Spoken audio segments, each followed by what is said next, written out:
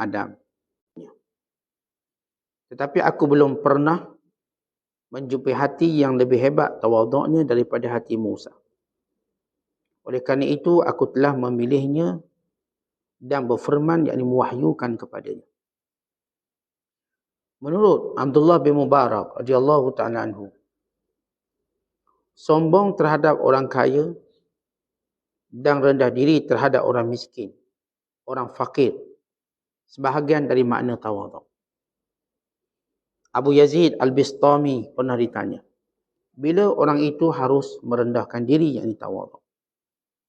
Dia menjawab, orang yang tidak memandang dirinya sendiri mempunyai kedudukan dan bukan sebagai realitas, yakni maqam tertinggi, keadaan, serta tidak memandang orang lain buruk, yakni tidak memandang rendah orang lain.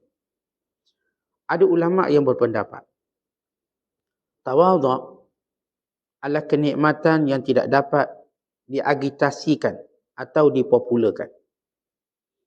Sombong adalah cobaan, ujian yang tidak dapat dikasihani. Dan kemuliaan terletak pada tawaduk. Ibrahim bin Syaiban mengatakan, keagungan ataupun disebut syaraf terletak pada sifat tawaduk. Kemudian kemuliaan, yakni izzun atau izzah, terletak pada takwa. Dan kemerdekaan atau hurriyah, kebebasan, terletak pada sifat qanaah, yakni merasa cukup. Saya telah mendengar Abu Sa'id Al-A'rabi mengatakan, Al-Imam Sufyan Al-Thawri telah mengajariku. Dia mengatakan bahawa orang yang paling mulia ada 5 golongan. Yang pertama, ilmuwan yang zuhud, alimun zahidun. Yang kedua, ahli fiqh yang sufi, faqihun sufi.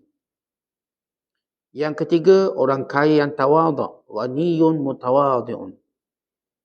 Yang keempat, orang fakir yang bersyukur, faqirun syakirun.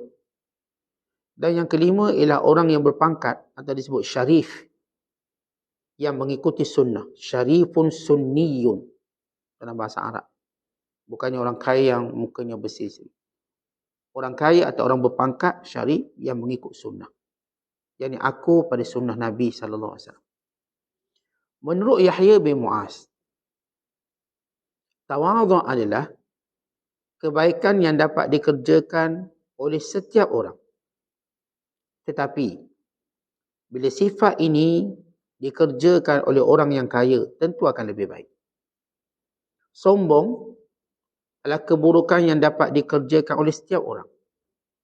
Tetapi bila dikerjakan, yani bila sifat ini dipunyai oleh orang miskin, orang fakir, maka dia akan jadi lebih buruk. Menurut Imam Ibn Atta, tawaduk adalah orang yang menerima kebenaran daripada orang lain. Dalam satu cerita, Zaid bin Sabit radhiyallahu ta'ala anhu mengendarai haiwan tunggangan. Tiba-tiba Abdullah bin Abbas radhiyallahu ta'ala anhuma datang mendekatinya untuk memperoleh pengajaran seraya memegang kendali, yakni tali haiwan tunggangannya, ini haiwan tunggangan Zaid bin Sabit, dengan sikap menunduk, merendahkan diri.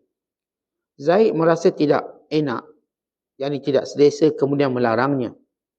Lepaskannya, wahai putera paman Rasulullah. Namun Ibn Abbas tidak mahu mempedulikannya, dia tetap memegangnya seraya mengatakan, seperti inilah kami diperintahkan untuk berbuat baik kepada ulama kami. Rupanya Zaid radhiyallahu ta'ala anhu cukup cerdik, dia segera memegang tangan Ibn Abbas, menarik, kemudian menciumnya sambil mengatakan, seperti inilah kami diperintahkan untuk berbuat baik kepada keluarga Nabi SAW. Muslimin dan muslimat dan penonton yang dirahmati Allah sekalian. Masih lagi bicara kita tajuk yang ke-12 yang berkait dengan khusyuk dan tawaduk. Khusyuk dan tawaduk sifat di mana seorang hamba merendahkan diri kerana Allah. Bersikap tawaduk bukan kerana hina, tetapi bersifat tawaduk kerana menghinakan diri kerana Allah. Tawaduk bukanlah maksud sifat hina. Ia sifat rendah diri berdasarkan perintah Allah SWT. Sifat rendah diri untuk kita senantiasa mengenali diri kita siapa. Permulaan kita sehingga kesudahan kita. Bermula dari tiada, berakhir dengan tiada. Kemudian akan dibangkitkan untuk dipersoalkan, dipertanggungjawabkan. Manusia bila sentiasa berada dalam posisi ini, maka dia senantiasa ingin melaksanakan perintah Allah dalam dirinya. Kerana siapa pun yang merendah diri, dia ingin mengangkat dirinya dengan perkara yang memuliakannya. Maka Allah Ta'ala menjadikan perintah Allah, perintah Rasul sebagai satu cara untuk diangkat kembali orang yang tawaduk. Tuan-tuan sekalian, bila kita sebut setiap orang kena berada dalam posisi rendah. Semua kita bila lahir dalam keadaan tak ada apa-apa, kosong. Mungkin kita akan diangkat dengan kesombongan kita. Diangkat dengan kesombongan, kita akan jatuh balik. Mungkin kita diangkat dengan tawaduk. Bila kita merendah diri, maka Allah memberikan kepada kita sesuatu yang menjadikan kita terangkat, termulia, dengan kemuliaan daripada Allah. Bagaimana Allah menyebut tentang nikmat ini kepada Nabi SAW. Wa rafa'naka laka dzikra. Dan kami mengangkat namamu, wahai Muhammad. Artinya, bila manusia melakukan sesuatu kerana Allah, maka dia tak peduli dia naik atau dia turun. Kerana apa yang difikirkan ialah perintah Allah. Maka Allah yang akan menaikkan. Tetapi kalau manusia tidak tawaduk, maka dia akan berfikir bagaimana nak naik dengan manusia. Dia ingin manusia menaikkan dia. Maka dia akan membelakangi perintah Allah. Akhirnya dia jatuh tanpa mampu bangun lagi. Ini secara kesimpulan makna tawaduk. Diceritakan atau ditanya pada Junaid Al-Baghdadi, apa itu tawaduk? Maka beliau menyebut tentang makna tawaduk. Artinya merendahkan diri kepada orang lain. Apa maksud merendah diri pada orang lain? Yakni merendah diri kepada orang beriman. Kita dah sebut, kita dilarang merendah diri pada orang kafir. Kerana Allah ketika mana menyebut kelompok orang-orang beriman yang terpilih, Allah Ta'ala menyatakan golongan ini aizzatin alal kafirin, bersifat keras, bersifat mulia di hadapan orang kafir, dan bersifat rendah diri di kalangan orang beriman. Bila kita baca beberapa ayat surah Muhammad sebagai contoh, bila Allah menyatakan Muhammadur Rasulullah walladzina ma'ahu asyidda'u 'alal kuffar rahama'u bainahum. Muhammad itu pesuruh Allah. Dan orang-orang yang berjuang bersama Nabi SAW, para sahabat, mereka ini bersifat keras kepada orang kafir. Tegas, berprinsip. Tetapi bersifat rahmat kepada orang beriman. Dan ayat yang lain Allah Ta'ala berfirman, waqfid janahaka lil mu'minin. Rendahkan sayap kamu, rendahkan diri kamu pada orang beriman. Dan ayat yang lain Allah Ta'ala menyebut, azillatin alal mu'minina, aizzatin alal kafirin. Golongan yang Allah Ta'ala sayang mereka ialah yang merendah diri pada orang beriman dan yang muliakan dirinya di hadapan orang kafir. Bila kita sebut tawaduk, ini satu sifat hanya layak kepada orang-orang yang beriman. Dan sifat tawaduk ini, atau kita tak boleh merendah diri kepada beberapa golongan. Yang pertama, tak boleh rendah diri di hadapan orang kafir. Kerana mereka orang kafir ingin melihat apa yang mulia, yang tinggi, bukan apa yang rendah. Merendahkan diri depan orang kafir menyebabkan dia melihat apa yang ada pada kita tu rendah. Kerana kejahilan dia melihat sesuatu. Maka orang beriman kena mengangkat diri di hadapan orang kafir. Yang kedua, kita tak dibenarkan merendah diri pada orang tawaduk, orang yang sombong. Orang sombong tak boleh rendah diri depan dia. Sebab dia akan makin sombong. Maka caranya, sebagaimana disebut oleh para ulama, meninggi diri di hadapan orang yang meninggi diri, itulah tawaduk. Kalau orang tu sombong, bercakap, agah, main itu dan ini, maka kita pun menyebut sesuatu yang menundukkan dia. Maka ini kaedahnya. Demikian juga kita katakan, tidak boleh merendah diri, tawaduk, kepada orang yang mengambil kesempatan untuk menghina kita, kalangan orang fasik. kalangan orang zalim. Ini tidak dibenarkan tawaduk. Tawaduk kita kepada orang-orang beriman. Dan kepada manusia secara umum yang mengetahui nilai tawaduk. Mereka yang tidak mengetahui nilai tawaduk, maka tidak boleh bertawaduk di hadapan mereka. Kerana mereka menggunakannya untuk tujuan menghina orang yang merendah diri ini. Kita sebut, setiap sifat atau setiap keadaan ada tempat sesuai dia. Tuan-tuan nak marah, ada tempat sesuai marah. Tuan-tuan nak ketawa, ada tempat sesuai kita ketawa. Maka tawaduk dia juga ada tempat dia.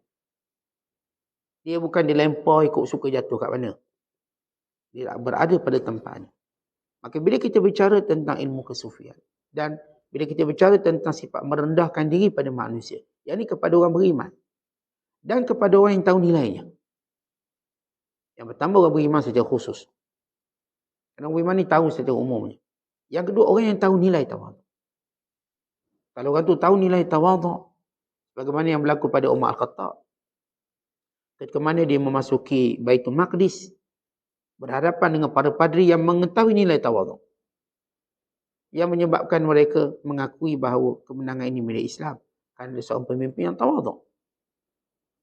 Ini kriteria atau keadaan tawaduk. Bila Junaid Al-Baghdadi berkata tawaduk, rendah diri pada orang. Maksudnya orang beriman. Dan orang yang mengetahui nilainya. Dan lemah lembut kepada mereka.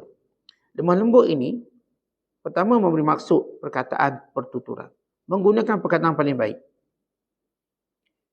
Yang kedua, lemah lembut ini artinya menggunakan tindakan dan perbuatan yang paling sopan untuk kita lakukan. Diceritakan oleh Wahab bin Munabbih. Wahab bin Munabbih seorang ahli kitab yang memeluk Islam. Pada zaman Umar Al-Khattab radhiyallahu ta'ala anhu. Dan beliau di antara orang yang ditanya oleh Umar Al-Khattab. Walaupun beliau tidak beriman pada zaman Nabi SAW. Tapi selepas Rasulullah wafat. Wahab bin Munabbih kata, tercatat dalam kitab Taurat. Dan dalam wahyu yang diturunkan sebelum Al-Quran. Bahawa Allah Ta'ala berfirman. Aku keluarkan zuriat Nabi Adam daripada Nabi Adam AS. Di sini diterjemah daripada tulang rusuk. Bukan tulang rusuk, daripada belakang. Al-Zahiriyah. Belakang. Dikeluarkan. Maka bila dikeluarkan, maka aku melihat zuriat yang paling tawaduk. Ini merujuk pada zaman ketika itu. Zaman di mana Allah melantik Nabi Musa. Yang paling tawaduk ialah Nabi Musa. Maka kerana itu aku memilihnya dan aku mewahyukan padanya. Secara umum semua Nabi-Nabi tawaduk. Itu sifat Nabi-Nabi. Alaihissalatu wassalam. Dan yang paling tawaduk sekali Nabi kita Muhammad SAW. Paling tawaduk. Walau diberi dunia segala isinya, Rasulullah tidak memilih dunia. Bukan memilih akhirat. Tetapi semua para Nabi ini tawaduk. Semua tawaduk. Kepada Nabi tidak akan memilih sifat yang tak baik. Semua sifat baik. Ini kesempurnaan para Nabi. Alaihissalatu wassalam. Maka maksud wahyu di sini ialah Nabi yang nak diutuskan pada zaman itu. Maka Nabi Musa yang paling tawaduk. Ya memang yang paling tawaduk setiap zamannya ialah Nabinya. Nabinya. Maka Nabi Allah Musa diwahyukan. Di sini, bila Allah Ta'ala sebut dalam Quran, Allahu a'lamu haitsu yaj'alu risalatah. Allah tahu siapa yang Allah nak pilih menjadi Rasul. Maka Allah beritahu rahsianya. Syarat menjadi Rasul ialah orang paling tawaduk. Kerana kalau itu kriteria yang Allah berikan kepada Rasul. Ia pilihan mutlak dari Allah. Allah nak suruh hamba-hamba yang lain supaya mencontohi sifat Rasul ini bertawaduk. Kalaupun kita tak dipilih dari sudut kemuliaan menjadi Rasul, kerana itu pilihan yang bersifat, kita katakan, bersifat khususiat. Namun, kita mendapat sifat orang yang menjadi pilihan Allah SWT. Itu sifat tawaduk. Kata Abdullah bin Mubarak, sombong pada orang kaya dan rendah diri pada orang miskin itu tawaduk. Baik, tadi yang kita sebut tadi. Bila kita berhadapan dengan orang kaya, ini kita sebut orang kaya tak ada agama. Orang kaya ada agama, dia tahu nilai tawaduk. Orang kaya tak ada agama yang melihat hartanya segala-galanya, yang melihat pada kedudukannya segala-galanya. Maka orang ini perlu ditundukkan. Supaya dia mengetahui kehidupan yang sementara ini. Kan itu bila seorang ulama berhadapan dengan seorang kaya dan seorang penguasa bernama Ibnu Muhallab. Yang berbangga yang bila dia berjalan, buka jalan. Yang aku nak jalan orang berkuasa. Lalu ulama ni tak buka jalan. Lalu dia kata, apakah kamu tak kenal aku? Kata Ibnu Muhallab. Kata ulama ni, kenapa tak kenal pula? Kenal. Permulaan kamu air mani yang hina. Dan akhir kamu ialah bangkai yang hina. Itu kamu. Menyebabkan Ibnu Muhallab menjadi insaf dan menjadi pemimpin yang baik. Ini maksudnya, tidak merendah diri pada orang yang kaya ini adalah tawaduk sebenarnya. Sebab nak ajar sifat tawaduk. Sebab orang kaya, bila kita berhadapan dengan pakat tunjuk kaya, dia makin sombong. Maka tunjukkan kerendahan. Tunjukkan sifat yang sepatut perlu ditahu. Artinya bila berhadapan dengan orang kaya tak beragama, tak guna merendah diri di hadapan dia, kerana dia tak tahu nilainya. Tetapi bila kita meninggi diri di hadapannya, buat tidak memerlukannya. Tak perlu. Sehingga ada seorang kaya, dijumpa Junaid al-Baghdadi. Lalu memberikan kepadanya beberapa ratus dinar. Ambil duit. Lalu Junaid al-Baghdadi tanya satu soalan. Boleh saya tanya satu soalan? Kata dia, boleh. Dia bagi lebih kurang 500 dinar. Bagi 500 keping. Maukah kamu jadi duit kamu 1000 keping? Kita nak lah. Nak. Kalau begitu, kamu lebih memerlukan daripada aku. Aku tak perlu. Ambil balik. Kerana kamu yang sentiasa nak bertambah duit, aku tak nak. Maka lebih baik kamu ambil ini supaya bertambah duit kamu. Dan ini antara tawaduk. Bila berurusan dengan orang kaya yang tak ada agama, yang tak tahu nilainya, maka diangkat diri, meletakkan agama lebih tinggi. Ini berlaku kepada Muhammad bin Wasi'. Ketika mana para janda berkumpul untuk membahagikan harta rampasan perang. Dan salah satu yang dirampas ialah mahkota yang bertatah permata. Lalu mereka berkata, ni mahkota ni kita nak bagi kat siapa?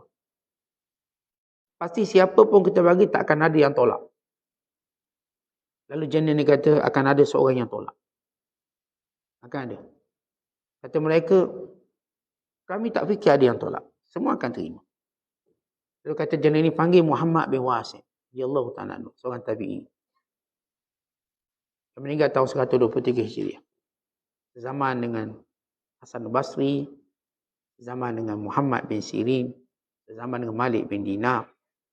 Maka dipanggil, lalu diberikan mahkota yang bertatah permata. Muhammad bin Wasi' menolak, tak nak, saya tak nak. Lalu kata Jalil, aku bersumpah dengan nama Allah. Wallahi, billahi alaihi. Aku bersumpah atas nama Allah untuk kamu mengambilnya. Lalu kata Muhammad bin Wasi', kalau tidak kerana sumpah itu, yang menyebabkan kamu kena bayar kafarah, nescaya aku tak akan mengambilnya. Kamu dah bersumpah, maka aku ambil. Lalu Muhammad bin Wasi' ambil. Kata janda ini, ikut dia pada salah seorang tentera. Maka bila mana diikuti Muhammad bin Wasi' mengambil takhta tersebut, mahkota tersebut, ialah dia nampak fakir miskin tak sedekah, dia pun sedekahkan semua. Ini contoh bagaimana tidak merendah diri di hadapan orang kaya. Sehingga mereka tahu nilai dunia itu cukup rendah berbanding akhirat. Ini disebut oleh Ibnu Mubarak, sombong pada orang kaya. Sombong pada orang kaya ini pada orang yang tak ada agama, yang tak tahu nilai agama, yang cuma tahu nilai dunia. Yang disebut oleh Allah Ta'ala perangai mereka, Zalika mablaghuhum minal ilm. Mereka ini cuma hendakkan dunia, itulah kesudahan ilmu mereka.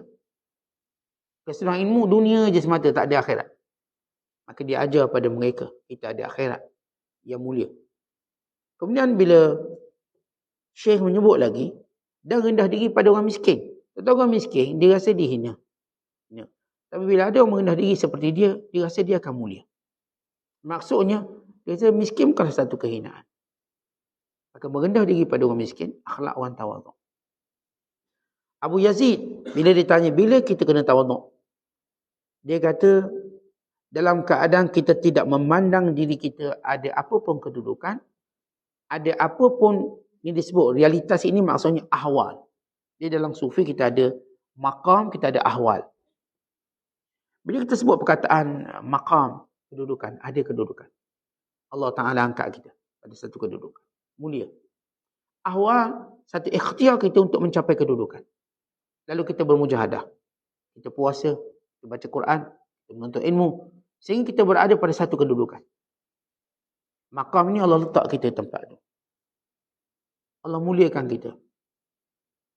Awal, bagaimana kita berusaha memindahkan diri kita pada suatu realiti-realiti yang bertingkat-tingkat ini. Baik, kalau manusia ini, sama ada dia gifted, apa yang Allah beri pada dia, atau usaha mujahadah dia, untuk dia mendapat satu kedudukan, dia tetap melihat dirinya tak ada apa-apa. Semuanya melihat kurnia Allah, yang Allah boleh beri pada sesiapa pun. Ia bukan khusus untuk dia. Tentang perangai orang sombong, dia melihat Allah hanya beri untuk dia. Allah tak beri pada orang lain. Kita katakan, segala nikmat yang Allah beri pada kita, yang hari ini kita nampak satu keistimewaan. Kita katakan, Allah boleh beri pada orang lain bila-bila masa. Bahkan lebih mulia pada kita. Allah boleh ambil daripada kita. Beri pada orang lain. Atau beri kepada orang lain seumpama kita. Atau lebih hebat pada kita. Maka ini orang yang tawaduk. Dia melihat nikmat itu boleh dipindah-pindah. Kalau dia melihat nikmat itu cuma statik pada dia, itu sombong. Saya je dapat nikmat ni, orang lain tak ada. Dalam kawan-kawan saya seorang dapat nikmat ini. Kalau dia rasa bahawa dia telah mengatasi manusia dengan nikmat ini, maka sifat tawaduk belum menetap di hati dia. Tapi kalau dia rasa bahawa yang datang ini boleh pergi. Tetapi ulama menyatakan nikmat yang Allah beri seperti tetamu. Nikmat yang kita ada macam tetamu. Dia datang dan dia boleh pergi. Kalau kita layang dia elok-elok, dia duduk lama sikit lah. Tapi sampai masa dia tetap pergi. Nikmat kuat, gagah. Sampai masa kita masuk umur sekian-sekian, hilang gagah tu. Nikmat cerdik. Sampai masa kita dah tua, datang nyanyuk dia. Datang nyanyuk kita. Segala nikmat-nikmat yang datang pada kita macam tetamu. Tuan-tuan layan dengan elok, tetamu ini akan bawa nama kita dengan elok. Fulan bin Fulan melayan dengan baik. Fulan bin Fulan sepanjang dapat nikmat ni, dia bersyukur, dia sekian. Kalau tuan-tuan melihat tamu nikmat yang datang, tuan-tuan menghinanya, tidak bersyukur pada Allah, maka tetamu ini juga akan bercerita, report. Jadi jangan pernah melihat nikmat ini akan menetap pada kita selamanya. Muka kita yang cantik, sampai masa dah tak cantik. Kan nikmat ni tetamu. Bukan apa sahaja yang ada pada kita, apa je. Kita yang popular, itu tetamu. Kelak nanti kita tak popular. Tak ada lagi orang kenal kita. Kita mungkin popular tahun 90-an. Ini tahun 2000 dah tak kenal kita. Kita mungkin terkenal tahun sekarang. Mungkin tahun depan tak ada orang kenal kita. Orang kenal orang lain pula. Kerana semua ini nikmat yang bersifat tetamu. Dia tak menetap. Kemudian kata Abu Yazid, dia sentiasa memandang orang lain lebih mulia pada dia. Atau tidak memandang buruk pada orang lain. Dia tidak melihat maqam dia, ahwal dia. Mereka anugerah Allah. Kemudian, dia tidak memandang buruk orang lain. Tuan-tuan kata Aisyah radhiyallahu ta'ala anha, orang yang paling buruk. Yang menyangka dirinya lebih baik pada orang lain. Sangkaan. Khususnya kepada orang beriman.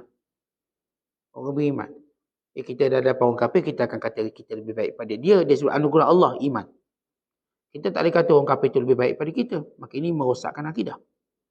Kita bercakap sesama orang beriman. Dan sifat ini kita sebut sifat bersama orang beriman. Kalau kita melihat diri kita, berbanding orang beriman yang lain, mungkin dia lebih baik pada kita. Bagaimana kita sebut semalam, kalau orang tu muda, kita akan berkata dia lebih ringan dosa pada kita. Kita mendahului dia dalam buat dosa. Kalau orang tu tua, kita kata dia mendahului kita dalam buat baik. Dia mungkin dah banyak buat baik. Maka demikian kita melihat nilai-nilai orang beriman pada pandangan kita. Kata Ibrahim bin Syaiban, kata ulama lagi, tawaduk ila nikmat yang tidak dapat diagitasikan atau dipopularkan. Maksudnya, bila seorang itu, dia dapat sifat tawaduk, ia satu nikmat yang tak perlu dipopularkan, dia tetap popular. Artinya, orang tawaduk ni tuan-tuan, tak payah kita nak war-warkan kita tawaduk. Tak payah cerita kawan, saya tawaduk. Tak perlu. Nanti orang tak tahu saya tawaduk ni. Tak perlu kan tawaduk, tak perlu iklan. kan dia memang popular. Tak perlu dielangkan. Tuan-tuan kita sebut ini permata-permata yang bernilai, tak perlu elang lagi dia berharga. Sebab dia benda yang berharga. Sekalipun dalam lumpur orang cari dia. Dalam hutan orang cari dia. Maka popular ataupun tawaduk sifat yang popular. Manakala, kata para ulama lagi, sombong adalah cubaan yang tidak dapat dikasihani. Apa maksud dia? Sebab dia terjemahan Arab tu, dia terjemah silap dia sebut Melayu. Maksudnya, bila orang tu sombong, dia akan kena musibah yang dia tak akan dirahmati apa-apa. Maksudnya, siapa yang ada sombong, tak ada orang kasihan kat dia. Takkan ada. Allah cabut rasa kasihan pada orang sombong. Artinya kalau kita jumpa orang sombong, kita tak mungkin kasihan kat dia. Simpati kat dia. Kita akan kata, padam muka. Orang sombong kalau kita jumpa. Apakah tuan-tuan akan rasa kasihan pada dia? Tak, kita sekali kalau dia sakit, kalau dia kena apa-apa, kita akan kata padam muka. Sombong tidak akan dirahmati oleh sesiapa. Supaya kita tahu, jangan bersifat sombong. Dan kemuliaan sebenar ada pada tawaduk. Kata Ibrahim bin Syaibah, disebut dengan 3 ungkapan perkataannya. Dia kata, asyarafu fit tawadu'i, wal izzu fit taqwa, wal hurriyatu fil qana'ah. Syaraf. Syaraf ni maksudnya ialah, kita sebut suatu perkara yang mulia, satu perkara yang menjadikan seorang tu dilihat mulia, ialah pada sifat tawaduk. Kita kan suka orang tengok kita baik ataupun mulia, dia orang baik. Ini disebut dalam bahasa Arab sebagai syaraf. Ini orang baik ni. Maka nak baik, tawaduk. Dan nak lebih tinggi pada tu, izzun dipanggil. Dia ada gah. Maka pada sifat taqwa. Taqwa menjadikan seorang itu akan diangkat oleh Allah lagi. Izzun. Dan kalau nak berasa merdeka, nak benar-benar rasa merdeka, maka adalah qanaah. Apa itu qanaah? Apa yang Allah bagi rasa cukup. Qanaah. Kalau Allah bagi kita tak cukup, kita sentiasa menjadi hamba kepada apa yang kita cari. Makanya kita macam tak selesai. Patutnya kerja pukul 6 petang dah selesai. Tapi belum selesai. Hati kita masih nak sesuatu. Patutnya bila kita dapat satu nikmat ni dah selesai. Kita kahwin, dah 2-3 tahun kahwin, dah dapat anak 3. Kita pun qanaah lah cukup misalnya. Atau anak 5, 6, qanaah. Maka cukup. Maka kita tidak perlu lagi untuk, kenapa tak 7, kenapa tak 8 misalnya. Menjadikan kita sudah merasa merdeka dengan nikmat yang Allah beri. Kita dah bekerja, sampailah ke pencing, dapatlah beli rumah, dapatlah beli kereta. Lalu kita lihat nikmat ini cukup. Allah beri aku setakat ni, kita rasa cukup. Kita tak akan jadi lagi hamba pada dunia. Tapi orang yang tak ada qanaah, dia tak cukup. Akhirnya dia melanggar sempadan waktu yang sepatutnya dia buat perkara lain. Tuan-tuan kita tahu, setiap masa kita ni dia ada sempadan.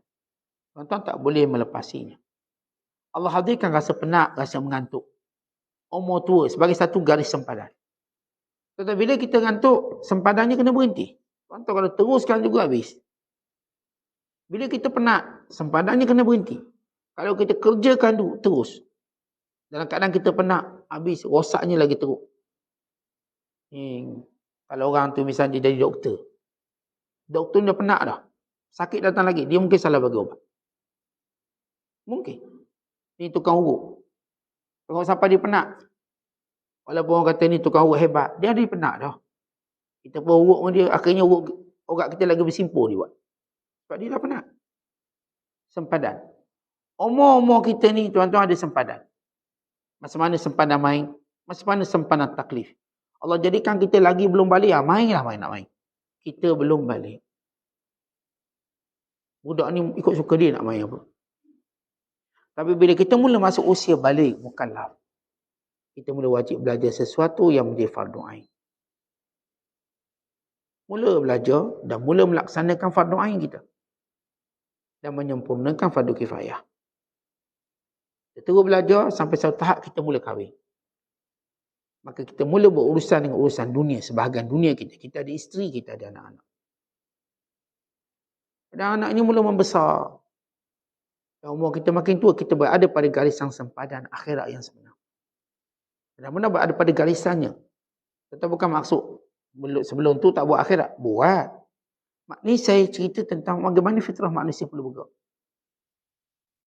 Sampai umur tertentu, kalau dia masih tidak alert dengan sempadan dia, maka dia akan binasa dengan cepat. Tetapi ini umur di mana Allah nak beri peluang kita mendalami akhirat.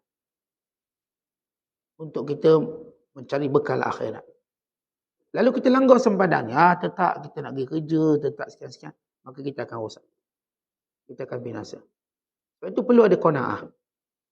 Qanaah menjadikan kita letakkan sesuatu pada sempadan dia. Cukuplah, cukup. Kalau tuan-tuan kerja, dekat dah waktu solat, berhentilah. Cukuplah. Tak cukup lagi ni. Depan sikit, habis waktu solat. Maka ini orang yang terus menjadi tawanan pada nafsu. Kata Abu Sa'id Al-A'rabi, Sufyan Ats-Tsauri kata ada 5 orang paling mulia. Yang pertama, alim zahidun. Orang alim dan zuhud. Ada orang berilmu, dalam masa yang sama, dia tidak menggunakan ilmunya bagi mendapat dunia dengan cara diselewengkan ilmunya. Dia tahu nilai dunianya macam mana. Ilmu untuk diislahkan dunia. Untuk diislahkan akhirat pada dirinya dan pada diri orang lain. Ini panggil orang alim zahid. Yang kedua, faqihun sufi. Orang fiqh, ahli fiqh, tapi dia sufi. Dan kenapa dia sebut ahli fiqh sufi ni baik? Sebab kalau dia fiqh saja, hatinya keras. Hatinya keras. Maka dia tidak memahami hukum tadi dengan rohnya. Maka dia akan bercakap hukum dan akan menolak pendapat lain yang tak selaras lagi dengan dia. Tapi bila kita sebut faqihun sufi, dia ada kelembutan hati. Di sebalik dia berbeza pandangan dan pendapat, hatinya berlembut, hatinya beradab dengan orang lain. Lepas tu kita lihat ada orang, bila dia berlainan pendapat, dia dah gaduh besar. Sebab dia kurang sufinya. Ada orang walaupun dia berlainan pendapat, dia boleh dekat. Dia boleh dekat. Saya memang tak setuju dengan dia. Pandangan dia, fatwa dia. Tapi saya boleh dekat, saya boleh duduk dengan dia. Kerana kita masih ada adab. Kita masih ada penghubung agama kita. Maka ini panggil faqihun sufi. Faqih yang sufi. Dan yang ketiga, ghaniyun mutawadhi'. Orang kaya tapi rendah diri. Ini orang mulia.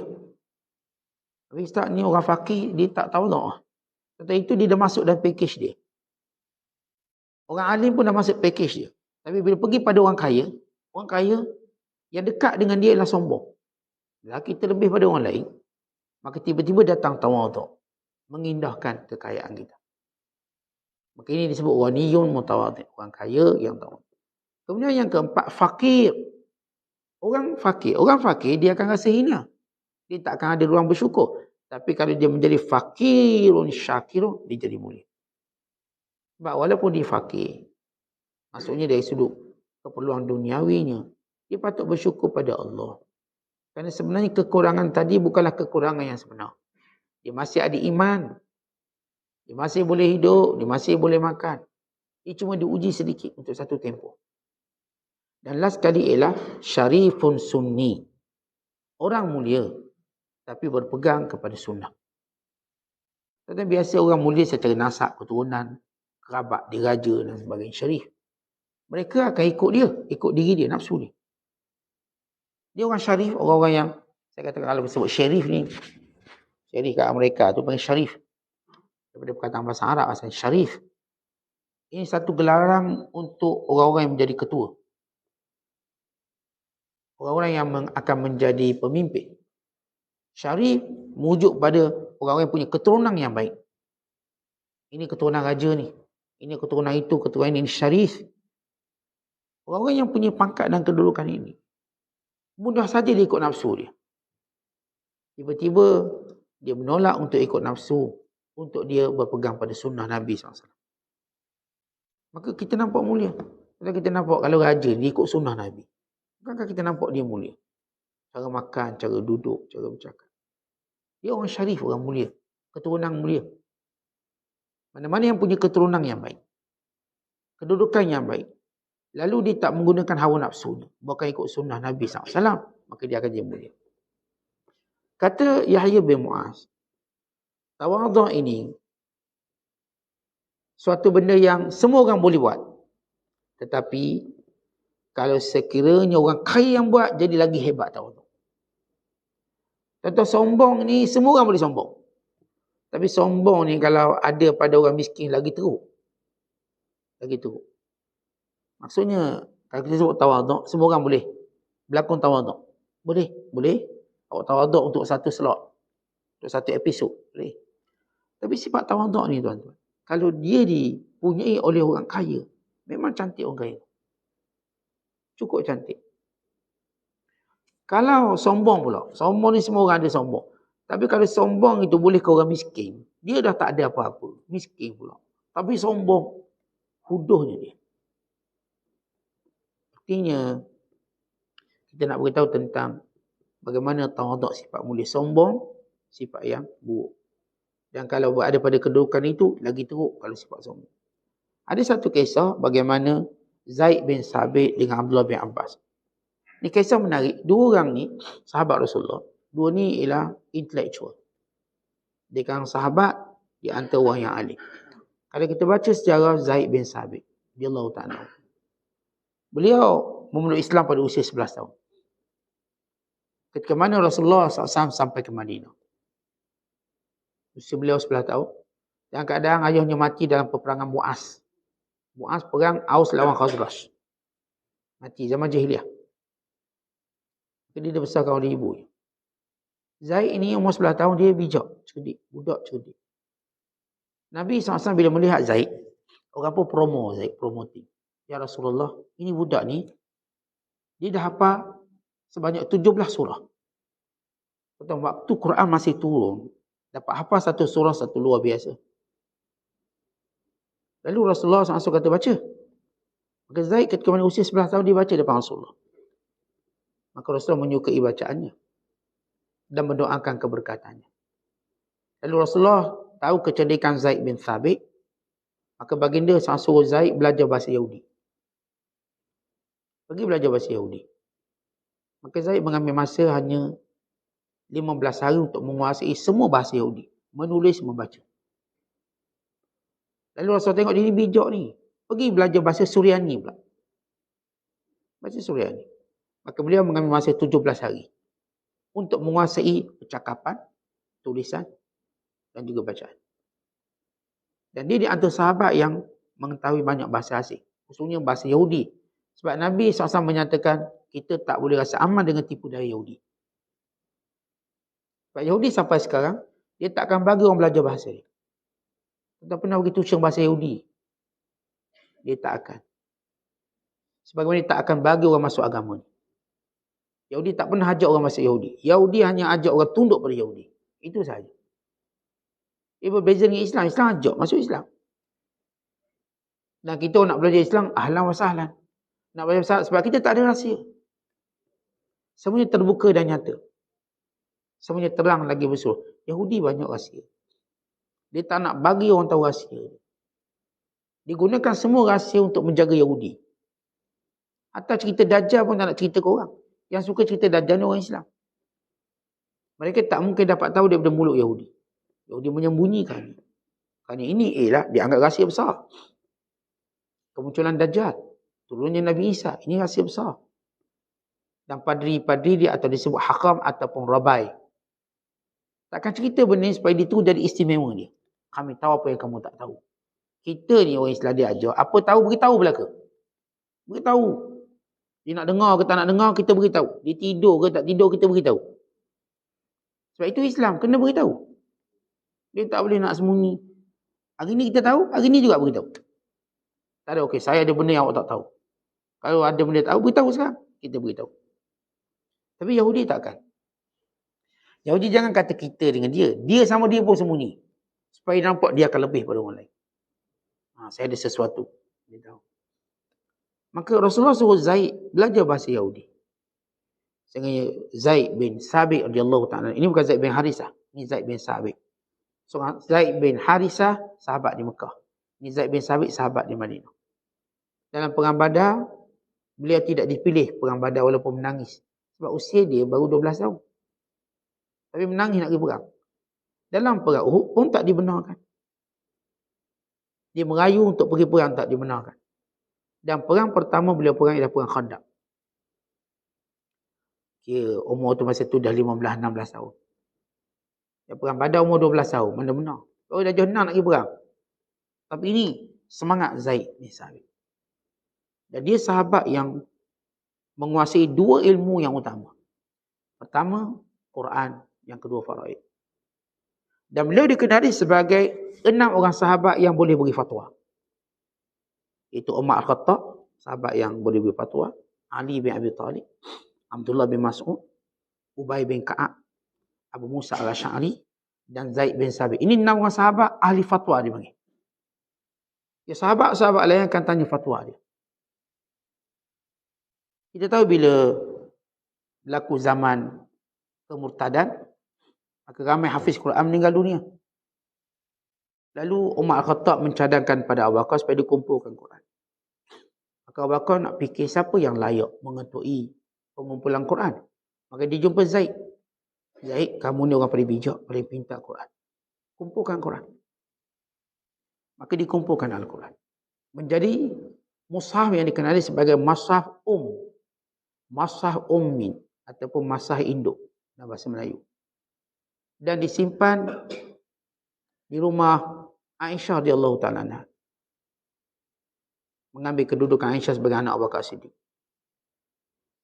Maka pilihan Islam terus berkembang. Sehingga bila Umar Al-Khattab jadi khalifah, mushaf itu dipindahkan ke rumah Umar Al-Khattab untuk dijaga oleh Hafsah. Maka Hafsah menjaga Al-Quran tadi.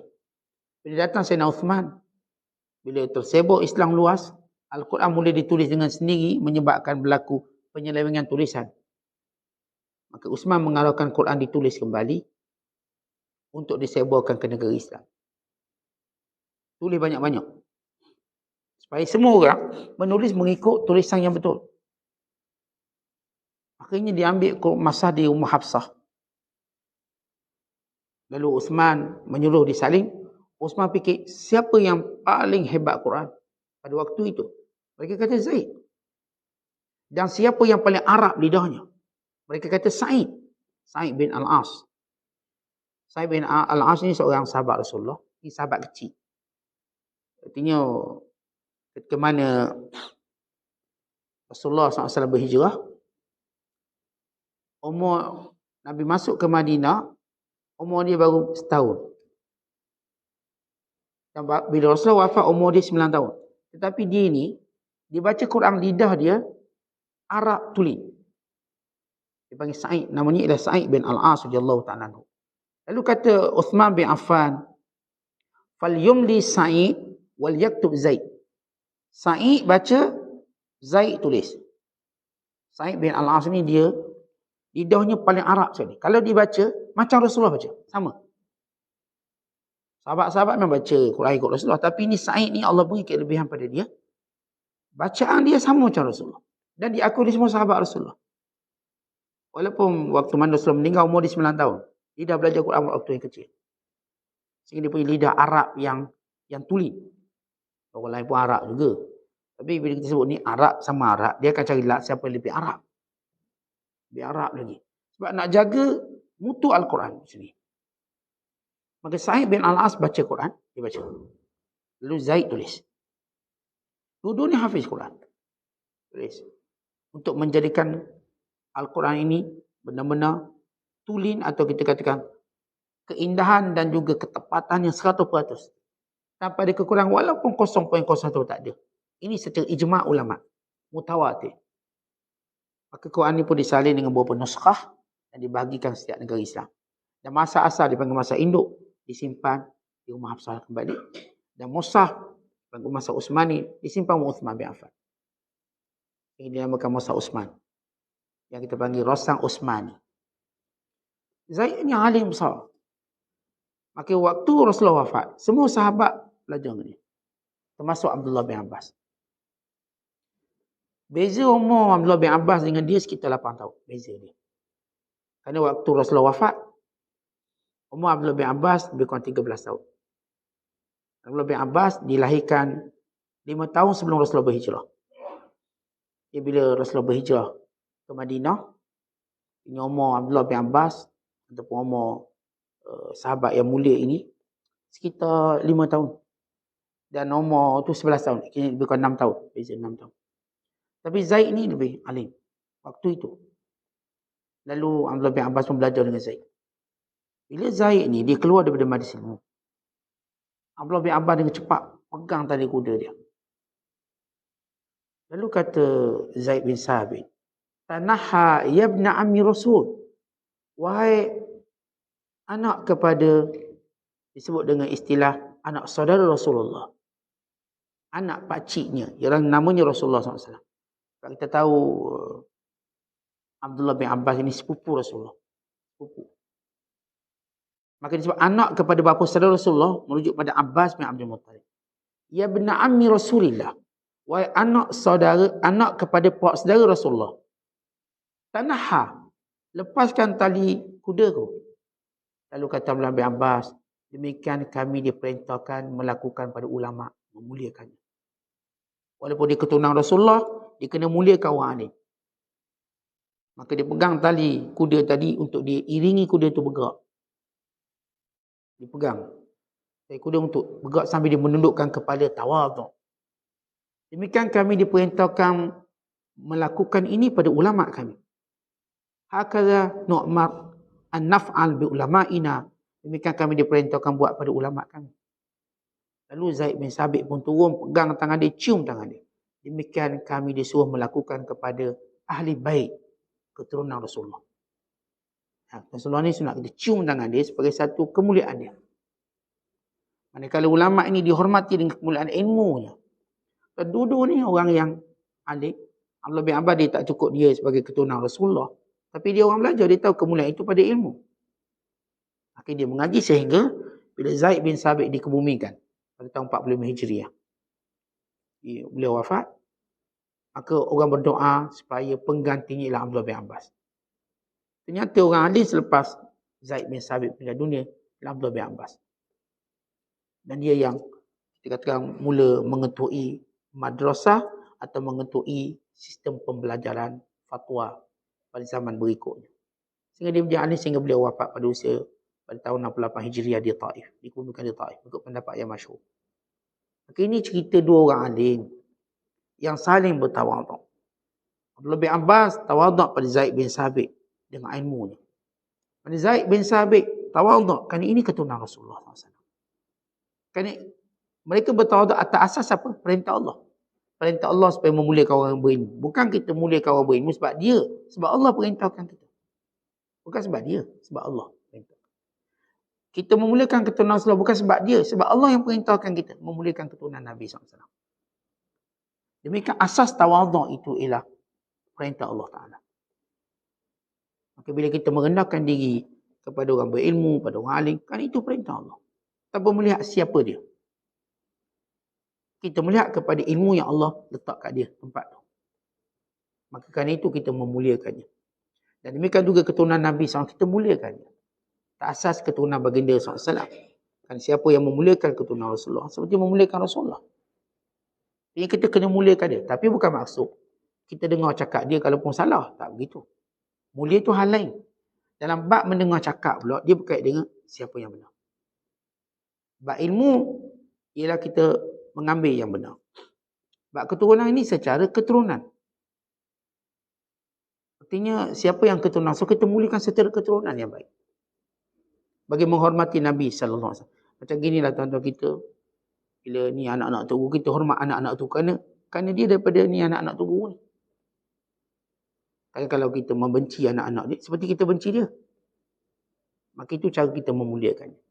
Jadi kisah inilah kisah bagaimana para sahabat memilih cara tawaduk yang diperintahkan oleh Nabi SAW.